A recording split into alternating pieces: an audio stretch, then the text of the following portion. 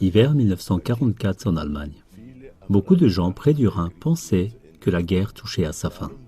C'est pourquoi le maître boulanger Winken avait fait venir sa famille bombarder sa femme et son fils de 12 ans Fritz près de chez lui, dans la forêt de Hürtgenwald, où il était astreint à faire du pain pour la Wehrmacht. Après des heures de route nocturne, il les a emmenés dans une baraque vide, cachée dans une clairière, sur un camion-benne. Mais le front s'est durci. En décembre, il y eut même une contre-offensive. Les deux continuèrent à patienter dans la cabane, recouverte d'une épaisse couche de neige. Mais le père avait de plus en plus de mal à subvenir aux besoins de sa famille. C'est ainsi qu'arriva la veille de Noël 1944. Plus tard, son fils Fritz a écrit tout ce qui s'est passé.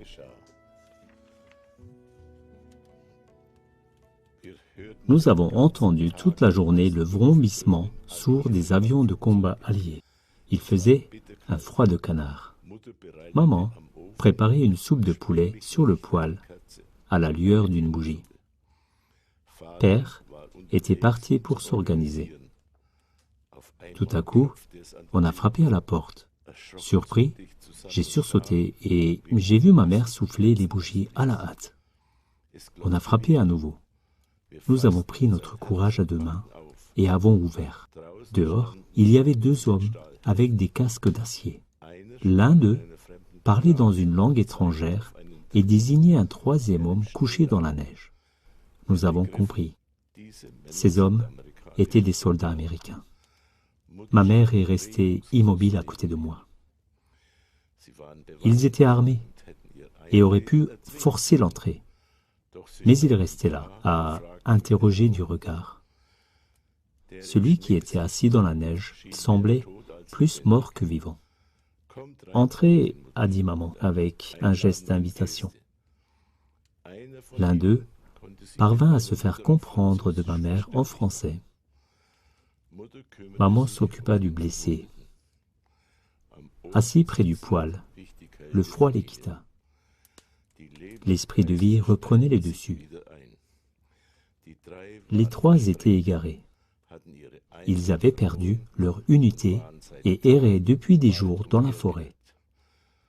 Maman me dit, « Va, apporte 6 autres pommes de terre. » Elle alluma une deuxième bougie et coupa les pommes de terre lavées et non épluchées dans la soupe.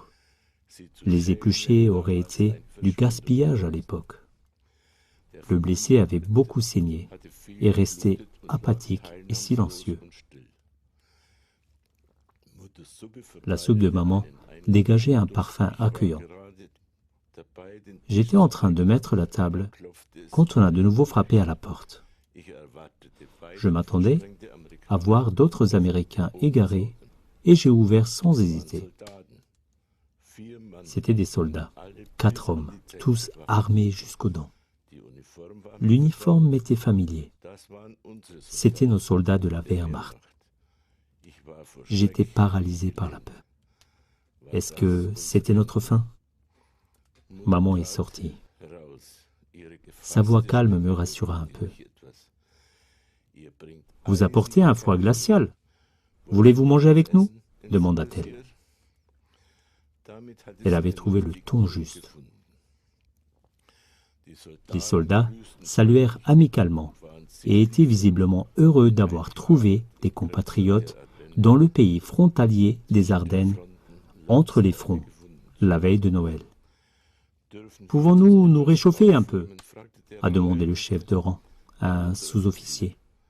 « Ou pourrions-nous peut-être rester jusqu'à demain ?»« Bien sûr, » répondit chaleureusement mère, avant d'ajouter courageusement. « Il y a déjà 3 personnes gelées ici pour se réchauffer. Ne faites pas d'histoire la veille de Noël, s'il vous plaît. » Le sous-officier avait compris. Il demanda sèchement. « Des Américains ?» La mère a regardé chacun d'eux et a dit lentement. « Vous pourriez être mes fils, et eux aussi à l'intérieur. L'un d'entre eux est blessé, pas bien du tout. les autres sont aussi affamés et fatigués que vous. Puis, elle a dit au sous-officier, c'est la veille de Noël. On ne tire pas ici. Celui-ci la dévisagea pendant 2 ou 3 interminables secondes.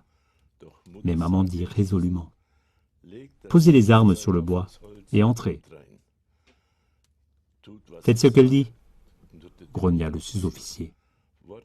Sans un mot, ils ont déposé leurs armes dans le cabanon où nous gardions notre bois. 3 carabines, 2 pistolets, une mitrailleuse légère et 2 bazookas. Les Américains avaient repéré l'ennemi. Avec le courage du désespoir, ils étaient prêts à se défendre. Une fois dans le petit salon, ils semblaient désemparés. Mais ma mère était dans son élément. En souriant, elle a cherché un siège pour chacun. Nous avions 3 chaises, mais le lit de maman était grand. On se taisait. Il y avait de la tension dans l'air. Maman se remit à cuisiner. Le blessé gémissait bruyamment. L'un des Allemands se pencha sur lui. « Vous êtes infirmier » demanda mère. Il répond « Non, mais j'ai étudié la médecine à Heidelberg jusqu'à il y a quelques mois. » Puis, il a expliqué en anglais aux Américains. Grâce au froid, la blessure n'est pas infectée. Mais il a perdu du sang et a besoin de repos et de repas nourrissants. La tension s'est alors relâchée. Le sous-officier sortit de son sac à pain une bouteille de vin rouge. Un autre posa sur la table un pain d'Economa. Maman coupa le pain en tranches. Du vin, elle en versa un peu dans le gobelet pour le malade. Le reste fut partagé. Tout était maintenant prêt pour le repas de Noël. 2 bougies vacillaient sur la table. En bout de table, maman était assise sur un siège improvisé. Chez nous, il n'était pas d'usage de prier à haute voix avant le repas. Mais là, tout était différent. L'ambiance était solennelle. Personne n'aurait eu l'idée de se jeter sur le repas comme ça, sans autre forme de cérémonie. Nous nous prenions les mains. Maman parlait avec une intimité émouvante, comme si elle annonçait Noël. « Viens, Seigneur Jésus, et sois notre hôte. » Elle a conclu par ces mots, « Et s'il te plaît, mets enfin un point final à cette guerre. » En regardant autour de moi, j'ai remarqué des larmes dans les yeux des soldats, et personne n'avait honte. Finalement, nous sommes allés nous coucher. J'ai trouvé encore une place dans le lit de ma mère. Après un maigre petit déjeuner, le sous-officier montra aux Américains le chemin vers les lignes américaines.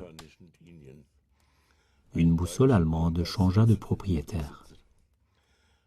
Faites attention où vous marchez, beaucoup de chemins sont minés. Si vous entendez vos chasseurs bombardiers, faites-leur signe comme le diable. Le médecin traduisit en anglais, puis ils se sont réarmés. Tout le monde s'embrassa joyeusement. On se promit de se revoir dès que cette fichue guerre sera terminée. War is over. Was heißt, sobald dieser verdammte Krieg vorüber ist? En janvier 1996, soit plus de 50 ans plus tard, Fritz Winken eut effectivement encore l'occasion de revoir les Américains. L'un d'eux possédait toujours la boussole allemande de la Wehrmacht, dont il ne s'était jamais séparé.